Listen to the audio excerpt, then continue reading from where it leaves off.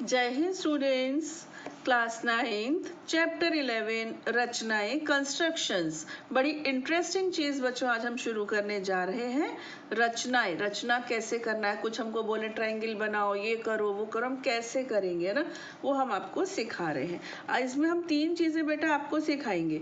English में बोलेंगे, हिंदी में बोलेंगे उसको लंबार्धक, है ना, या फिर लंब समद्विभाजक, लंब सम द्विभाजक, और इंग्लिश में बोल देंगे perpendicular bisector. Okay, perpendicular bisector, got it.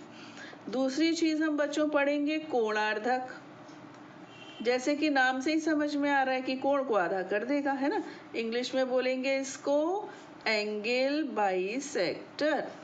तीसरी चीज हम पढ़ेंगे 60 डिग्री का कोण, ठीक, एंगल ऑफ 60 डिग्री। और जो हम बना रहे हैं वो वैसा क्यों बन रहा है ये भी हम आपको बताएंगे, क्योंकि अब हम सीख चुके हैं ना, हम कॉन्ग्रुएंसी सीख चुके हैं, हम पैरेलल लाइन के कॉन्सेप्ट सीख चुके हैं, सम प्रॉपर्टी भी हमें आती है। तो ये सब चीज़ें यूज़ करके जो हम बना रहे हैं वो वैसा क्यों बन रहा है, इसका रीज़न भी हम आपको बताएंगे, ठीक। उसके पहले इसको देखो, जानते हो ना ये क्या है? ये है हमारा कंपास, है ना, हिंदी में कहते हैं प्रकार। इसमें हम पेंसिल लगा देते हैं। अब एक चीज याद रखिएगा, ये जो पेंसिल लगाते हैं ना बेटा, ये छोटी होनी चाहिए। छोटी क्यों? अगर ये लंबी होगी, हाँ, और मैं इसको ऐसे से घुमाऊंगी, ये पेंसिल मेरे को हाथ में चुभेगी और मेरा हाथ उसके ऊपर लगेगा, वो हिल जाएगी। हिलने से क्या होगा, हमने जितना फोकस, जितना रेडियस सेट किया था वो हमारा खराब हो जाएगा। इसलिए पेंसिल की जो शॉर्ट छोटी रह जाती है ना पेंसिल्स, वो इसमें लगा देना। दूसरी बात कि इसकी जो ऊंचाई है ना पेंसिल की, वो नीडल से, ये नीडल है बेटा, है ना, नीडल से 1 या 1.5 मिलीमीटर ज्यादा रखना, हमेशा थोड़ी सी ज्यादा रखना, ठीक। ऐसे खुलने से वो बराबर ही लगने लगती है ना। और दूसरी बात है कि घिस भी तो जाती है ना। अच्छा, हम जो बनाएंगे बच्चों, आप पेंसिल से बनाएंगे तो हो सकता है वो आपको अच्छे से दिखे नहीं, थोड़ा फीका फीका दिखे। तो इसके लिए हम इसमें पर्पल कलर का स्केच पेन लगा रहे हैं ना, जिससे कि आपको ये थोड़ा अच्छे से प्रोमिनेंट दिख जाएगा। इसके अलावा आपको क्या सावधानी रखनी है, कम से कम 2 एक्स्ट्रा पेंसिल आपके पास होनी चाहिए। 3 भी हो जाए तो चलेगा, कम से कम 2, और शार्प होनी चाहिए। क्यों?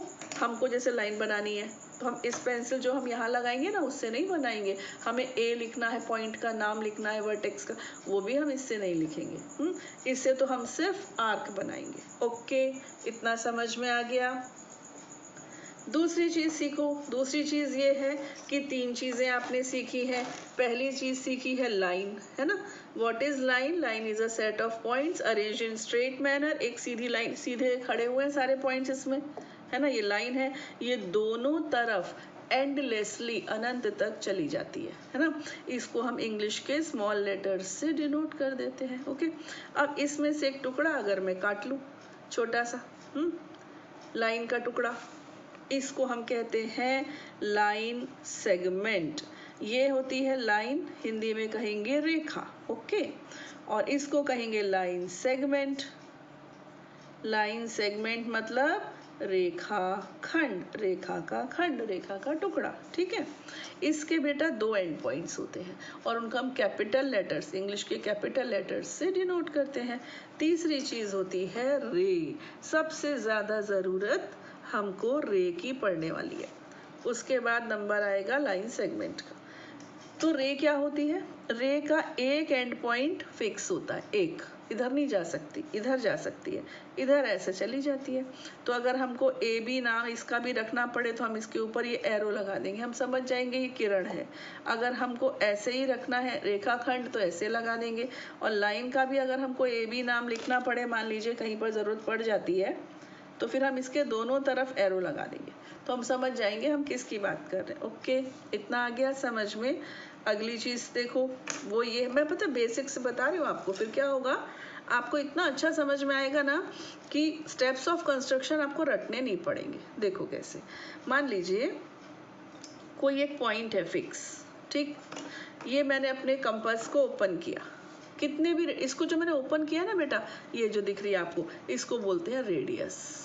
हाँ, रेडियस क्यों बोलते हैं, देखो इसको सेंटर मान लो, है ना, इस पॉइंट को, और इसको रख के ऐसे घुमा दो तो ये बन जाएगा सर्कल, मस्त एकदम बन गया ना, ये बन गया। ठीक है, अब अगर मैं पूरा सर्कल ना बनाऊं, सेंटर लेके एक बस इतना सा बना दूं, पूरा सर्कल नहीं बना रही हूँ, तो इसको क्या कहते हैं, याद है आपको, हम बता चुके हैं सर्कल चैप्टर 10 में, है ना।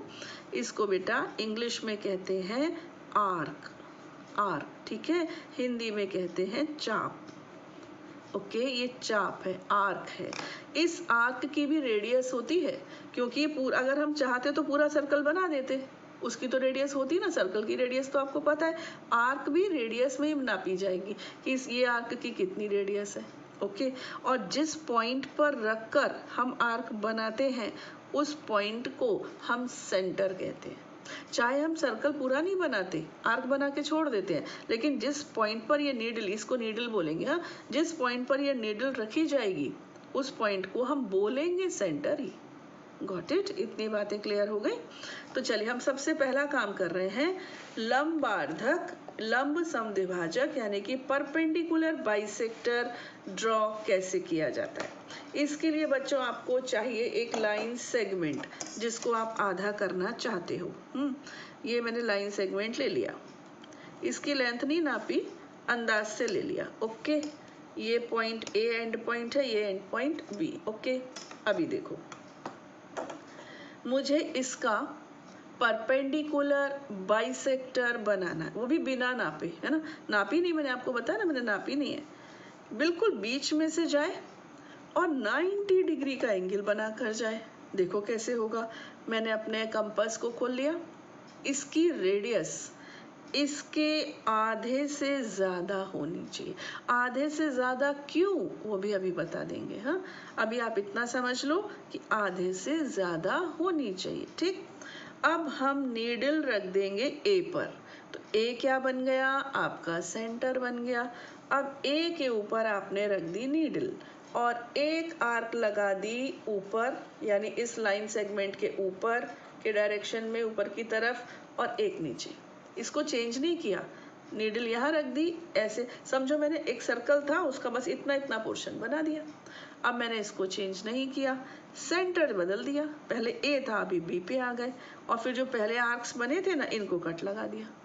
अब आप देखो ना, अगर मैं आधे से कम रेडियस ले लेती तो ये आर्क्स एक दूसरे को काट ही नहीं पाते, ये वाला यहाँ रह जाता, यहाँ से हम बनाते ये यहाँ अटक जाता, यहाँ से बनाते ये यहाँ अटक जाता, है कि नहीं।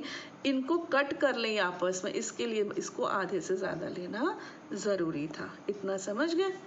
अब बच्चों ये जो कटान बिंदु आए हैं, इंटरसेक्शन पॉइंट्स, इनको थोड़ा सा डार्क कर दो। ठीक, स्केल आप लेकर ही बैठोगे अपने साथ में। इसके बाद इन दोनों पॉइंट्स को ऐसे ज्वाइन कर दो। बच्चों मैं पेन का यूज कर रही हूँ, क्योंकि पेंसिल बहुत फीकी हो जाती है, आपको दिखता नहीं, इसलिए आप पेंसिल लोगे और साथ में रबड़ भी लेकर बैठोगे, जिससे कि रब कर सको आप। तो ये हो गया।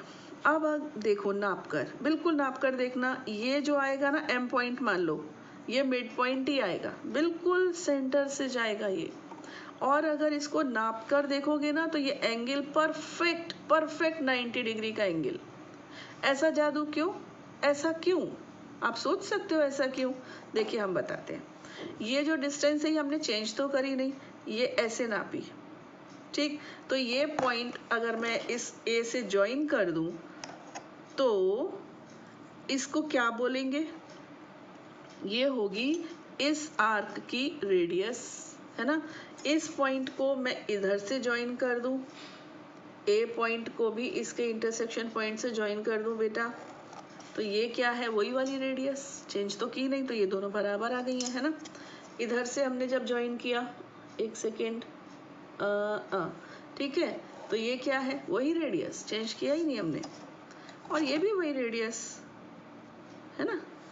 तो एक क्वाड्रिलेटरल बन गया, जिसकी चारों साइड्स इक्वल हैं। ऐसा क्वाड्रिलेटरल क्या कहलाता है, जिसकी चारों साइड्स इक्वल होती है, या तो स्क्वायर यानी कि वर्ग, है ना, या तो रोम्बस, यानी कि समचतुर्भुज। Got it. अब बच्चों देखो, इसमें कोण 90 डिग्री के ऐसा तो बोला नहीं है, तो इसका मतलब हम इसको क्या मानेंगे? रोम्बस, समचतुर्भुज। तो ये दोनों क्या हुए? ये समचतुर्भुज के विकर्ण हुए, यानी कि डायगोनल्स ऑफ रोम्बस। तो ये रोम्बस रेडी है, समझो इसको मैंने ई और इसको एफ नाम दे दिया, AFBE। AFBE एक रोम्बस बन गया कि नहीं बन गया? और ये दोनों क्या हो गए? EF और AB। ये इस रोम्बस के डायगोनल्स हो गए, है ना। और diagonals of rhombus bisect each other at right angles, है ना। किसी भी रोम्बस के, किसी भी समचतुर्भुज के जो विकर्ण होते हैं ना, वो परस्पर लंबवत भी होते हैं और समद्विभाजित भी करते हैं। तो हो गया, प्रूफ आ गया ना समझ में कि ऐसा जो हम करते हैं उससे ऐसा आउटपुट कैसे आ जाता है। तो ये मैंने आपको बहुत अच्छे से लंबार्धक यानी लंब समद्विभाजक यानी कि परपेंडिकुलर बाइसेक्टर बनाना सिखा दिया। अब हम आपको पहले ये सिखा रहे हैं 60 डिग्री का एंगल, उसके बाद बाइसेक्टर। ठीक, 60 डिग्री का एंगल कैसे? तो बच्चों मैं यहाँ पर एक लाइन नहीं, रे ले रही हूँ, रे। ओके, रे ले ली, कोण में रे होती है ना एंगल में। तो ये ए और इसको रख दिया नाम बी, ये रे हो गई। ओके, अब हम इसके ऊपर 60 डिग्री का एंगल बनाएंगे। देखो इसको ना थोड़ा छोटा कर लिया, बहुत बड़ा हो, चलो ऐसे कर लिया, इतना कर लिया काफी है। ये यहाँ पर सेंटर आ गया, ए सेंटर बन गया, और इस पर सेंटर पे नीडल को रखा और ऐसे जस्ट अ मिनट, ऐसे घुमा दिया। Got it. यहाँ नीडल रखी और ऐसे एक आर्क, बड़ी सी आर्क लगा दी। इस आर्क ने AB को क्या किया? कहीं पर कट कर दिया, उस कहीं पर को पॉइंट दे दिया P। अब ये जो आर्क हमने लगाई, रेडियस जितनी भी, ये आर्क जितने भी रेडियस की लगाई, उस रेडियस को हम चेंज नहीं करेंगे। इसको हम यहाँ रख देंगे P पर। ओके, P को हम सेंटर ले लेंगे और जो आर्क बनाई थी पहले उस पे कट लगा देंगे। ओके, इस पॉइंट का नाम समझो हमने रख दिया Q। अब आप A और Q को ज्वाइन कर दो। जस्ट अ मिनट, A और Q को ज्वाइन कर दीजिए, ठीक है। और अब आप नाप कर देख लेना अपने प्रोटेक्टर से, आपके पास जो चांदा होगा ना उससे नाप कर देख लेना। 100% ये 60 डिग्री का एंगल है। तो 60 डिग्री का एंगल कैसे बनता है? नीडल रखो, ऐसे घुमा दो, यहाँ रखो, ऐसे घुमा दो, बस। ठीक है, नीडल रखो, ऐसे घुमा दो, जस्ट अ मिनट, ऐसे घुमा दो, फिर यहाँ आएगा, यहाँ पर रख के ऐसे घुमा दो, है ना, और फिर ज्वाइन कर दो। इतना सिंपल है। लेकिन भाई लॉजिक तो होना चाहिए ना, ऐसे थोड़ी हम मान लेंगे कि ऐसे क्यों, हमको बताओ कैसे हुआ ये। चलो आपको बता देते हैं। ये जो हमने PQ बनाया ना, इसको ज्वाइन कर दो थोड़ी देर के लिए। हाँ, तो देखो ये जो हमने घुमाया था यहाँ से, ये तो ये और ये इक्वल आई थी, AQ और AP इक्वल है कि नहीं बताओ। अच्छा देखो, ये AQ और ये AP इक्वल है कि नहीं, क्योंकि सेम रेडियस ही तो है। और फिर जब मैंने यहाँ से ऐसे कट लगाया तो भी तो वही रेडियस से लगाया, चेंज तो की नहीं। इसका मतलब AQ की लेंथ, AP की लेंथ और PQ की लेंथ, तीनों की लेंथ इक्वल है। तो फिर ये QAP एक इक्विलैटरल ट्रायंगल यानी कि समबाहु त्रिभुज बन गया। और समबाहु त्रिभुज का तो प्रत्येक कोण 60 डिग्री का होता है ना। तो अब आप अपने से छोटे भाई बहनों को जाके बोलोगे कि आज मैंने एक जादू सीखा। जादू क्या? एक लाइन सेगमेंट, एक प्रकार, ऐसे किया बन गया 60 डिग्री का। कह रहा बोले नाप के देख लो, कहीं से भी देख लो। ठीक, अब मान लो वो बोल दे आपका भाई 60 का क्या, तू मुझे 120 का बना के दिखाओ तब मानेंगे। तो क्या करना, ये यहाँ से यहाँ तक कट लगाया 60, फिर यहाँ रख के फिर यहाँ कट लगा देना, हो गया 60, एक और 60, है ना। अब इन दोनों को ज्वाइन कर देना, तो ये टोटल हो जाएगा 120। 60 + 60 120। तीसरा लगाओगे तो ऐसे ले जाओगे तो 60 60 60, ये सीधी लाइन बन जाएगी 180। जादू खत्म। ठीक है, अच्छा, इसमें भी बहुत सारे काम करेंगे हम, हमसे बोलेंगे 45 का बनाओ, 30 का बनाओ, 75 का बनाओ, हम सब सिखाएंगे आपको। तो अभी आपको 60 बनाना आ गया। अब आखिरी चीज सीखनी है, वो है कोणार्धक यानी एंगल बाइसेक्टर। एंगल बाइसेक्टर का निर्माण कैसे होता है। ये एंगल है 60 डिग्री का, ठीक। यहीं पर मैं आपको बाइसेक्टर बनाना सिखा रही हूँ। ये जो PQ है ना बेटा, ये जो PQ है इसके आधे से ज्यादा, ओके, PQ की लंबाई के आधे से ज्यादा। तो अभी तो ये बिल्कुल PQ के बराबर है, इसको थोड़ा छोटा कर लो तो ये हो गया आधे से ज्यादा, आपको दिख रहा है ना। तो PQ के आधे से ज्यादा, इसको ओपन किया, इसकी रेडियस ले ली, P पर सेंटर लिया और एक आर्क लगा दिया, P को सेंटर मानकर। हाँ, उसके बाद Q को सेंटर लिया और इसी आर्क को जो अभी बनाई थी कट लगा दिया। ओके, अब हम इस इंटरसेक्शन पॉइंट को A से ज्वाइन कर देंगे, ये ऐसे, ठीक। A से ज्वाइन कर दिया। ओके, तो ये बन गया हमारा एंगल बाइसेक्टर, ठीक। इसको हम कहते हैं एंगल बाइसेक्टर, यानी कि ये 60 डिग्री का था ना, तो ये 30 और इधर से देखो तो ये भी 30, नाप कर भी देख सकते हो, दोनों परफेक्ट 30-30 के आएंगे। तो अब इसका क्या लॉजिक है, हमने आधे से ज्यादा लिया, घुमा दिया, उसको काट दिया आधे, कैसे आ गए आधे आधे। ऐसा करो, ये जो पॉइंट है ना, इसको आप इधर ज्वाइन कर दो, ठीक है, ऐसे। ओके, अब बच्चों ये दो ट्रायंगल बन गए। देखो, ये हमने आर्क बनाई थी यहाँ से, इसका मतलब AQ और AP इक्वल है ना, रेडियस सेम है। इसके बाद यहाँ से जो हमने ये आर्क लगाई और यहाँ से ये आर्क लगाई, ये भी सेम है। इसका मतलब ये पॉइंट अगर मैं T ले लूँ, ठीक है, तो ये PT और QT ये भी इक्वल हो गए। Okay, same radius, AT common, तो ट्रायंगल QAT और ट्रायंगल PAT ट्रिपल एस लग गई और ये दोनों ट्रायंगल्स हमें कॉन्ग्रुएंट मिल गए। और जब दो ट्रायंगल्स कॉन्ग्रुएंट होते हैं बेटा, तो CPCT से क्या होता है, इसके बाकी के पार्ट्स भी इक्वल हो जाते हैं, यानी कि corresponding parts of congruent triangles, है ना। सर्वांगसम त्रिभुजों के संगत भाग हमेशा बराबर होते हैं, उस हिसाब से ये दोनों एंगल्स आ गए इक्वल, ठीक है, समझ गए ना। QA और QP इक्वल, QT और PT इक्वल और AT कॉमन, इसलिए, है ना। तो ये लॉजिक इसके लिए परफेक्ट हो गया। अब बच्चों हम चर्चा करेंगे स्टेप्स ऑफ कंस्ट्रक्शंस की, वो कैसे लिखे जाते हैं, ठीक है। अब आपको मैंने बताया कि जिस पर आप नीडल रखते हो वो आपका सेंटर होता है ना, और जितना आप कंपास ओपन करते हो वो आपकी रेडियस होती है। बस उस हिसाब से हम स्टेप्स बनाते जाएंगे। वो ये जो 3 चीज कंस्ट्रक्शंस मैंने अभी सिखाए ना बच्चों, ये आपके इसके सारे स्टेप्स आपको बुक में मिल जाएंगे, बट मैं आपको बता रही हूँ कैसे बनते हैं। तो एक लेते हैं हम, ये समझो हमने परपेंडिकुलर बाइसेक्टर बनाया है ना, लंबार्धक, इसके हम बताते हैं आपको। सबसे पहले taking A and B as centres, A और B को सेंटर लिया, taking A and B as centres and radius more than half AB, okay, more than half of AB, draw arcs on both sides of the line segment AB to intersect each other. 2 steps एक साथ कर दो, A और B को centre लिया, line के दोनों तरफ आर्क लगाए और ये जो 2 आर्क्स बने ये आपस में एक दूसरे को इंटरसेक्ट करते हैं।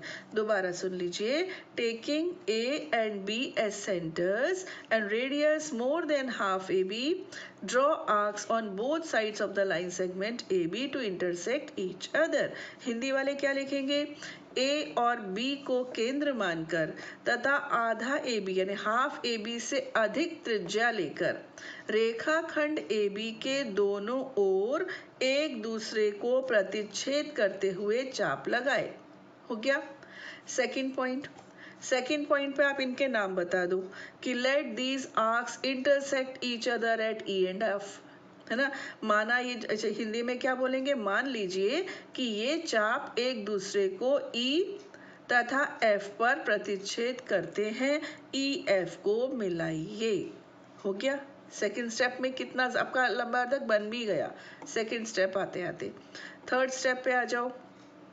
Late EF intersect AB at the point M, then line EMF is the required perpendicular bisector of AB। बस हो गया।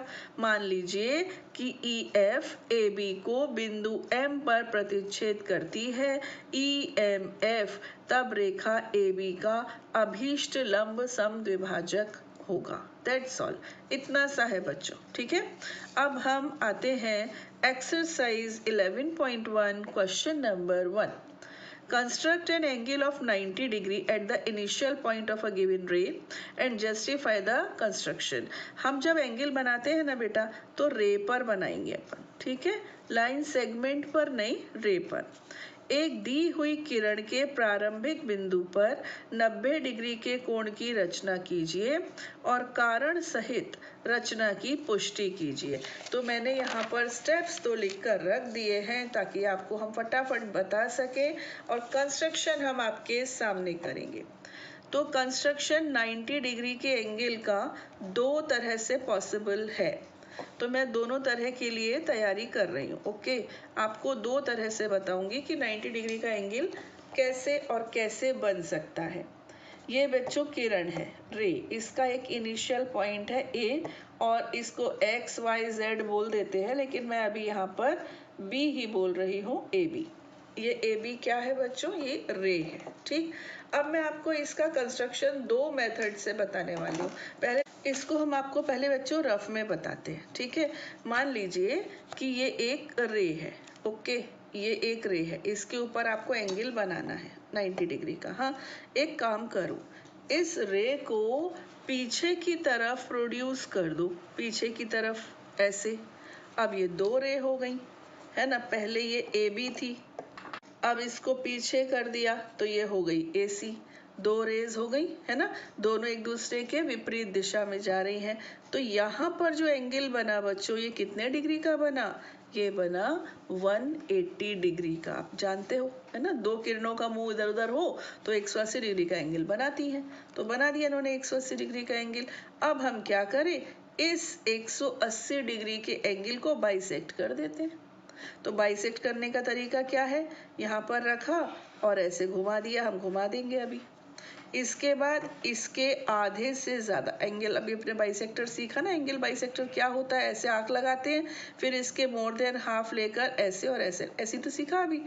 अब ये एंगल ही तो है 180 डिग्री का, तो पहले एक आर्क लगाया, फिर इसके आधे से, जैसे समझो इसको P, इसको Q बोल दिया मान लीजिए, है ना। अब ये PQ ऐसे बोलते हैं, PQ।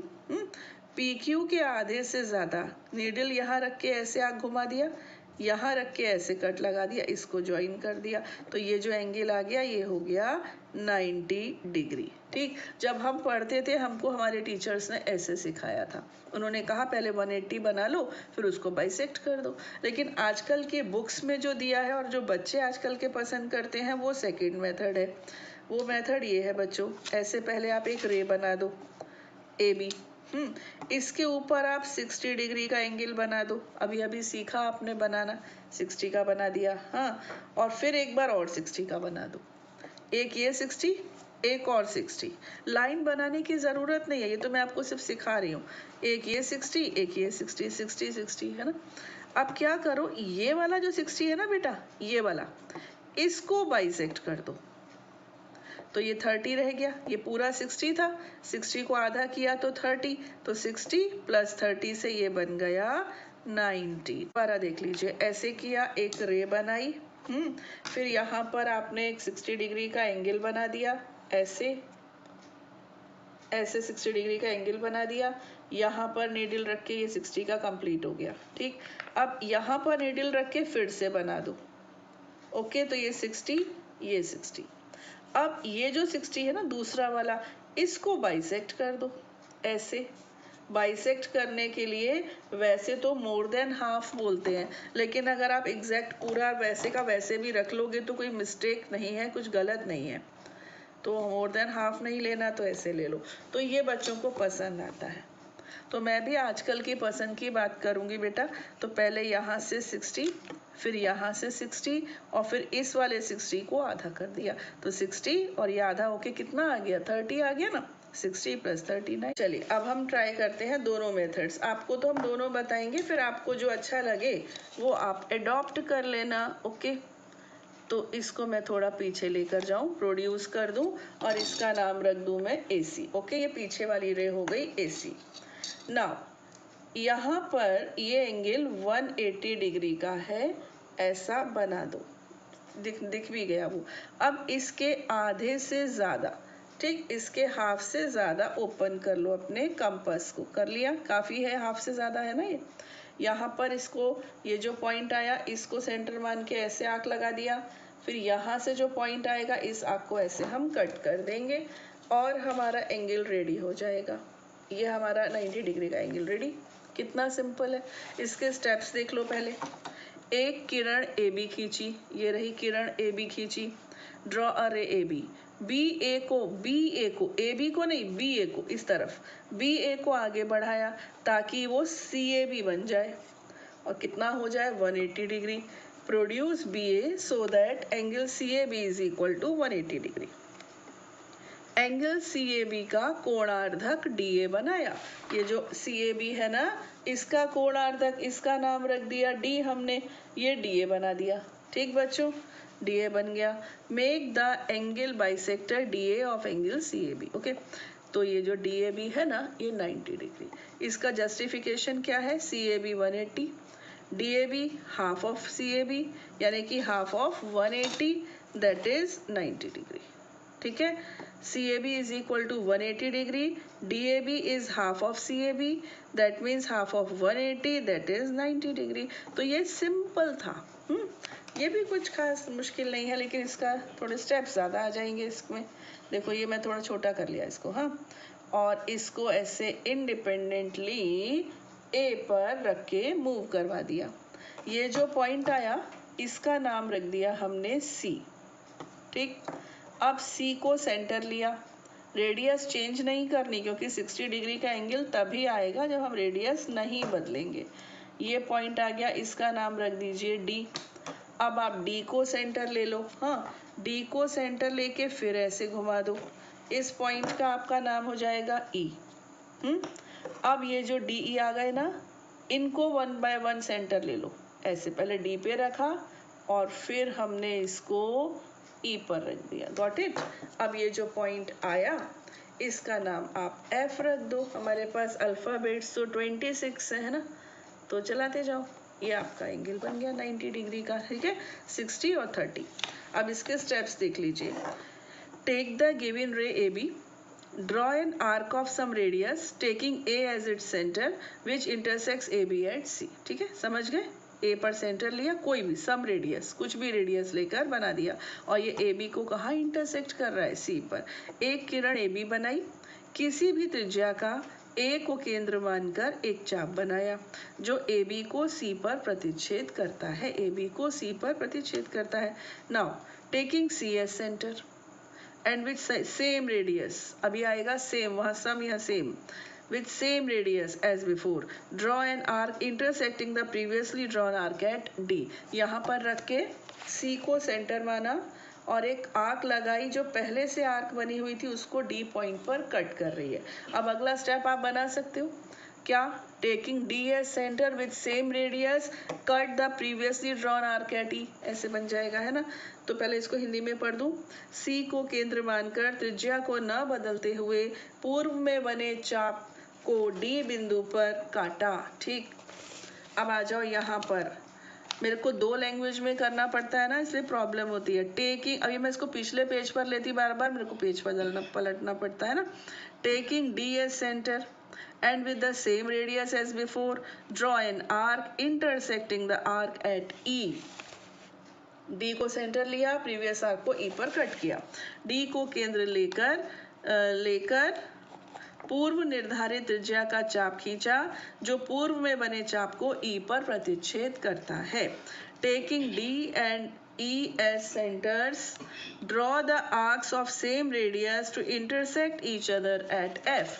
D और E को सेंटर लिया, और 2 आर्क्स बनाए जो F पर इंटरसेक्ट करते हैं। ये इसका बेटा मेथड इजी है, लेकिन स्टेप्स बहुत सारे हैं, है ना, आप देख ही रहे हो। लेकिन हाँ, स्टेप्स कोई मुश्किल नहीं होते, हमको आ जाए करना कि सेंटर और रेडियस, बस हो गया, स्टेप्स में कोई प्रॉब्लम नहीं है। हाँ, लेकिन टाइम ले जाएंगे ये आपका।